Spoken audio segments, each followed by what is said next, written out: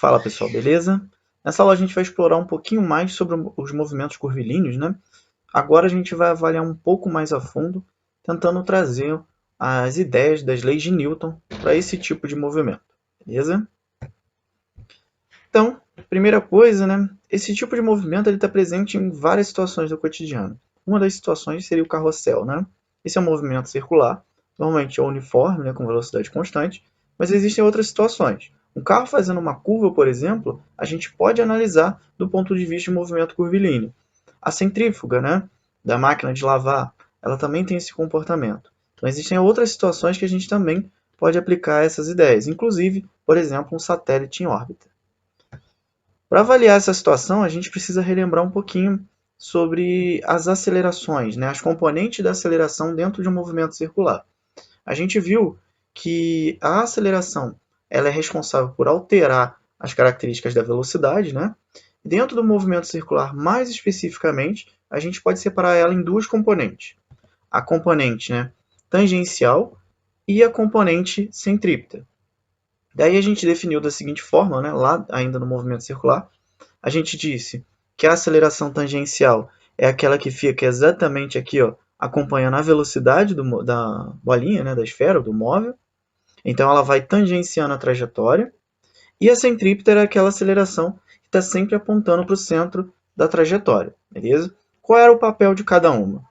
A nossa aceleração tangencial ela era responsável exclusivamente por alterar a intensidade da velocidade. Mas lembrar, a velocidade é um vetor, e todo vetor ele possui três características: direção, né, sentido e o módulo, né, a intensidade. Então, a aceleração tangencial altera a intensidade dele, o módulo, e a centrípeta é responsável por alterar a direção e o sentido dessa velocidade. Logo, a aceleração centrípeta é a nossa aceleração responsável por fazer com que o nosso objeto mantenha uma órbita circular, beleza? Então, ela é a grande responsável. Então, se existe uma aceleração, como a gente viu lá nas leis de Newton, se existe uma aceleração, essa aceleração ela é produzida por uma força, e é o que a gente vai ver aqui. Existe uma força especial, né, quando surge dentro do movimento circular, e a gente vai dar o nome dessa força de força centrípeta, já que a aceleração centrípeta é responsável por alterar a direção e sentido, responsável por manter o objeto na órbita, né? Então a gente vai associar a força centrípeta para justificar esse movimento. Então aqui, relembrando primeiro, né, as características da aceleração tangencial e aceleração centrípeta. Primeira aceleração tangencial, né? O módulo dela era simplesmente o módulo da aceleração escalar, aquela que a gente aprendeu a calcular, né, normalmente. A direção sempre tangente à trajetória, então coincide ali com a direção do vetor velocidade. Então o vetor velocidade aponta, ela vai apontando na mesma direção e sentido. Então, lembrar, ela vai ser responsável por alterar a intensidade desse cara.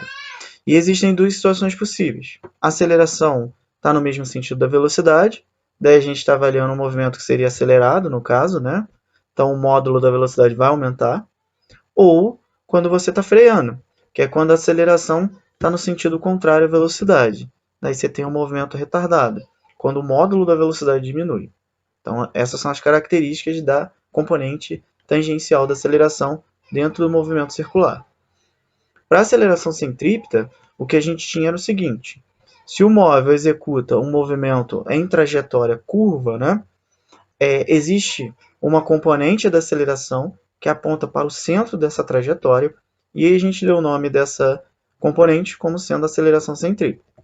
O módulo dela a gente aprendeu a calcular lá no movimento circular, era simplesmente o quadrado da velocidade linear dividido pelo raio da trajetória, ou, em termos das grandezas dentro do MCU, né, era simplesmente a velocidade angular ao quadrado vezes o raio da trajetória. Beleza? Então, uma forma ou outra vai dar o mesmo valor. Ela é sempre perpendicular à trajetória, né? Então, ela fica sempre perpendicular ao vetor velocidade. Então, o vetor velocidade está indo lá, linha reta, ela está apontando para o centro, formando ali um ângulo de 90 graus entre um vetor e o outro.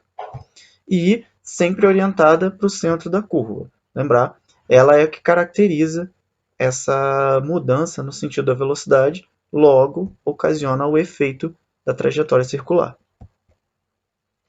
Daí, então, vem as ideias da força tangencial e força centrípeta. Pela segunda lei de Newton, a gente viu que a aceleração surge devido à atuação de uma força.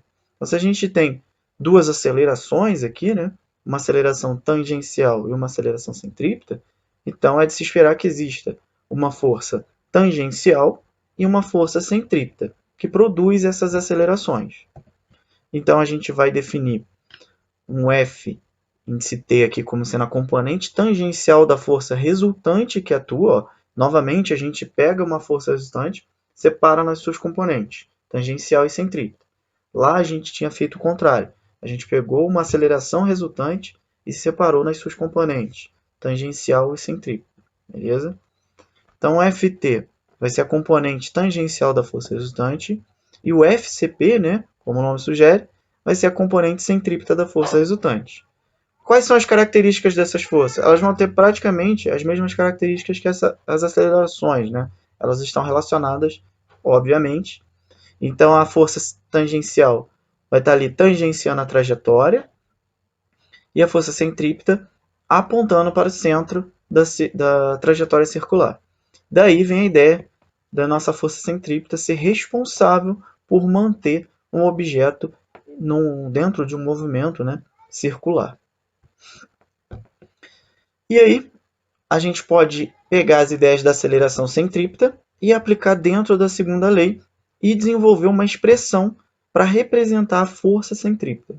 Então, pela segunda lei de Newton, a gente viu que a força resultante que atua sobre uma partícula, ela vai ser simplesmente o produto da massa desse cara vezes a aceleração que ele adquire. Daí, se a gente pensar dentro de um movimento circular uniforme, a gente tem que a aceleração tangencial vai ser nula. Então, a força tangencial também vai ser nula. Então, a força resultante vai coincidir com a força centrípeta. Daí, a gente tem que a força centrípeta pode ser escrita, pela segunda lei de Newton, como sendo produto da massa do objeto, dentro desse movimento circular, vezes a aceleração centrípeta que ele possui. Beleza? Aqui tem um exemplo. Se a gente imaginar um cubinho que está girando, preso a um fio, tá? Esse cubo gira porque o fio está segurando ele, certo? O fio exerce uma força de tensão ou tração. Então, essa força de tensão ou tração, ela faz o papel de força centrípeta. Então, a força centrípeta, na realidade, ela pode ser qualquer força.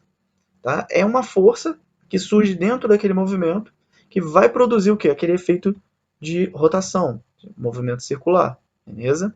Daí a gente vai falar que é uma força centrípeta. Então, como que eu calculo a força centrípeta? Se eu tenho a massa e sei qual é a velocidade linear desse cara dentro do MCU, massa vezes velocidade ao quadrado dividido pelo raio. Aqui essa segunda expressão, ela é um caso particular dessa generalização aqui em cima, né?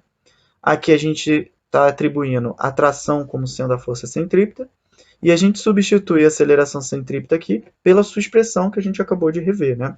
Que é o quê? A velocidade linear ao quadrado, aquele v que vai tangenciando a órbita, dividido pelo raio. Beleza?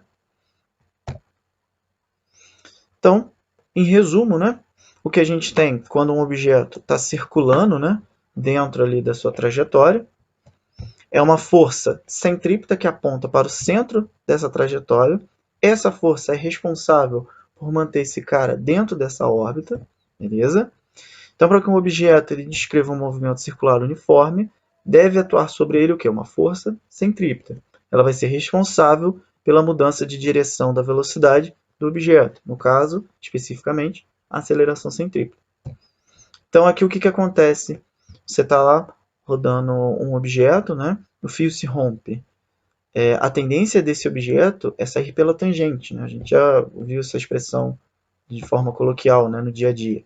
Sair pela tangente significa o quê? Deixa de atuar a força centrípeta, então deixa de existir aquela força que é responsável por manter esse cara dentro do movimento circular. Daí, por inércia, a tendência do corpo é o quê? Continuar o seu movimento em linha reta, a menos que atue sobre ele uma força. Então, quando o cordão aqui se rompe, por exemplo, né, a esfera, por inércia, passa a se mover na direção da tangente à trajetória. Ela segue a direção e o sentido da velocidade que existia ali, porque não existe nenhuma aceleração que está alterando agora a sua direção e sentido. Beleza? Então, em resumo, o que a gente viu, né, dentro do movimento circular uniforme, o que a gente vai ter é uma velocidade constante, uma aceleração centrípeta e uma força centrípeta relacionada com essa aceleração centrípeta. Então, dentro do MCU, a velocidade permanece constante, mas a direção e o sentido da velocidade está alterando o tempo todo. Beleza? Quem é responsável por alterar a direção e o sentido da velocidade dentro do MCU? A aceleração centrípeta. Como que a gente calcula esse cara? O quadrado da velocidade dividido pelo raio. Então, é o módulo da aceleração centrípeta. Beleza? Além disso, aqui para não esquecer, V a velocidade do objeto. Para sair no padrão SI, metro por segundo. R, o raio da trajetória, em metro também. E aí a sua aceleração vai ser em metro por segundo ao quadrado, que é o padrão que a gente usa. Pela segunda lei de Newton, qual é a força responsável por manter esse cara dentro dessa trajetória circular? O nome dessa força pode ser o mais variado possível, né? Pode ser uma força de atrito, tensão, etc. Vai depender do problema que você está avaliando. Mas, se essa força faz com que o cara descreva a trajetória circular, a gente vai dar o nome de força centrípeta, de qualquer forma, de forma mais geral. Essa força centrípeta, obviamente, vai estar relacionada com a aceleração centrípeta pela segunda lei de Newton. Tá? Então, reescrevendo essa expressão, né, onde está a aceleração centrípeta, a gente bota a sua expressão, V quadrado sobre R. Então, dessa forma, a gente calcula o módulo da força centrípeta que atua sobre um corpo. Então, observação, né?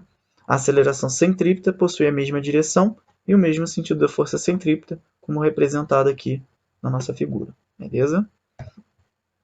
Então, algumas aplicações aqui da força centrípeta, alguns exemplos, né? Quando o carro faz a curva, né? Se ele perde o atrito, né? Vamos supor que tem um óleo na pista. Se tem óleo na pista, ele perde o atrito com o solo. E a tendência desse carro é o quê? Sair pela tangente.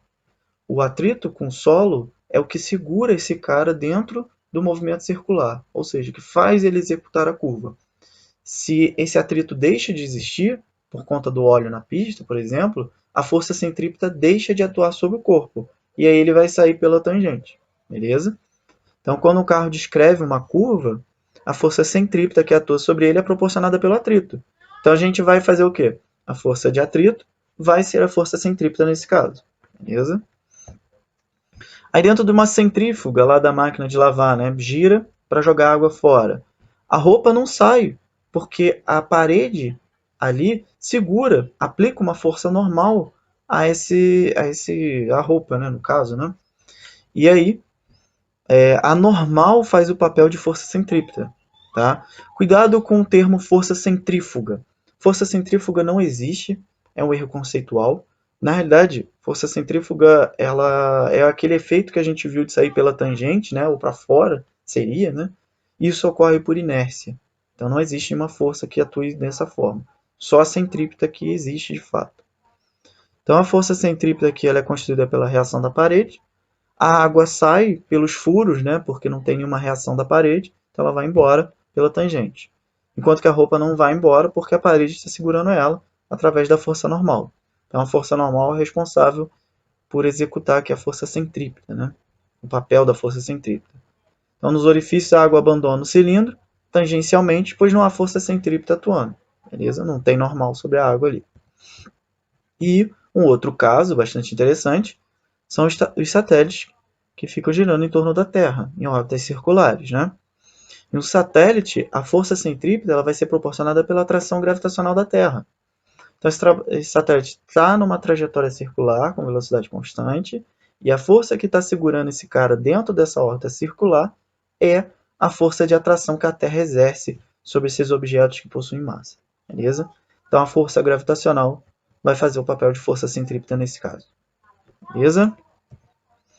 Então é isso, pessoal. Espero ter ajudado vocês. Valeu, até a próxima. Tchau, tchau.